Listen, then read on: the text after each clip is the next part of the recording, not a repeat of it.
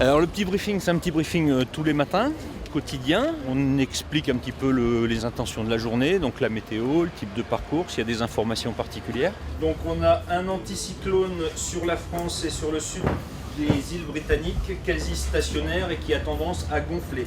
Sur le tour, on va dans plein d'endroits différents qui ont des caractéristiques différentes en termes d'organisation, de spécificité locale, de réglementation. Donc voilà, on reprécise, on n'est pas sur une régate qui dure 3 jours où tout le monde connaît le port et puis c'est l'habitude. Là on change tous les jours avec des équipages qui viennent un petit peu de partout.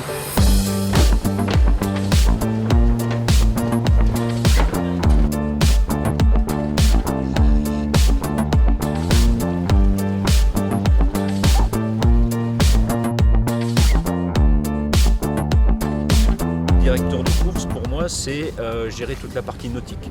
Donc en amont, préparer les parcours, avoir les autorisations et puis la décision de savoir quand on part, sur quel parcours, etc. Tout ce qui est nautique, c'est directeur de course, en travaillant forcément avec le directeur de l'organisation. Après, au niveau sportif, on a un président de comité de course, un jury, un jaugeur, ça c'est des arbitres de la Fédération française de voile. Donc eux, ils sont chargés de tout l'aspect équité sportive, mise en place du parcours, juger les départs, juger les arrivées et puis publier un classement. 257 mètres.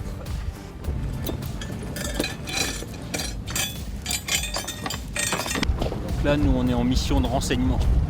C'est-à-dire qu'on est de l'autre bout de la ligne. C'est le comité qui décide si le départ est bon. Nous, on est en renseignement s'il y a un bateau caché derrière un autre et tout ça. On est un deuxième angle et on le renseigne pour lui dire ce qu'on voit et c'est lui qui décide.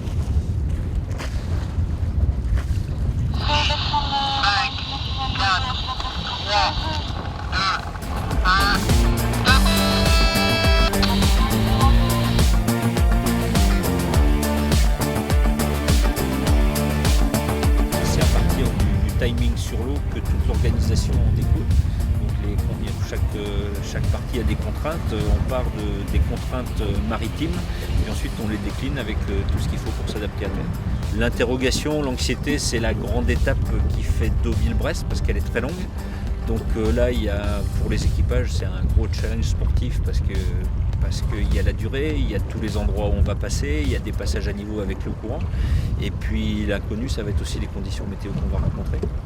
Mais on peut être aussi embêté avec une toute petite étape qu'avec une très longue. Si on prend par exemple l'année dernière l'étape Rozès-Gruissant, où on avait un gros coup de vent au Cap Béar, on a été obligé de neutraliser le passage des caps en convoyal et de redonner le départ un peu plus, enfin une fois le vent fort passé. Voilà, donc une petite étape peut être aussi piégeuse qu'une grande.